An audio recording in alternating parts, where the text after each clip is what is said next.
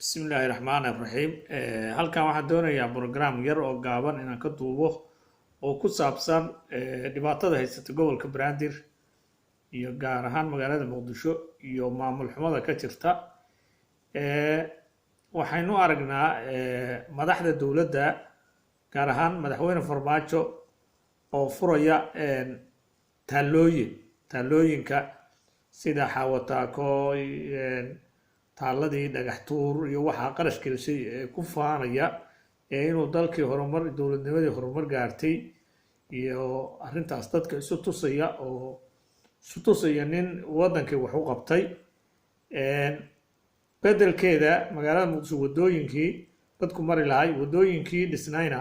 dhagxan waaweyn ayay ku gooyeen maamulka Farmaajo ama rajiimka Farmaajo maamulka gobolka Banaadirna dhaqaalihii loogu talagalay wadooyinkii in lagu dhiso waxa lagu biilaqaaqlayaasha iyo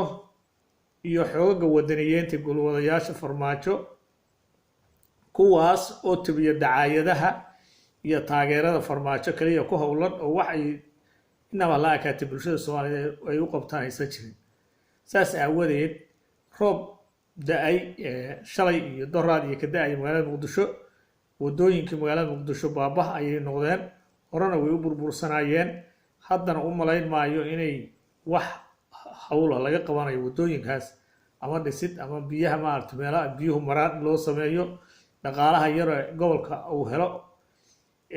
waxaa lagu bixiyaa waxyaabo aan habboonayn marka waxaan u sheegi lahay dadka ku nool gobolka Banaadir inay ka tashadaan maamulka hadda meesha ka jira inay samaystaan maamul ay madax bannaan yihiin oo ay kaabayaashooda dhaqaalaha kaabayaashooda wadooyinka kaabayaasha maaragtay bulshada wax u taraya ay dhaqaalahooda ku samaysan lahaayeen kuna noolaa lahaayeen inay cadowga dul fadhiya iska dul qaadaan waan kula dardaarmayaa dadka ku nool gobolka Banaadir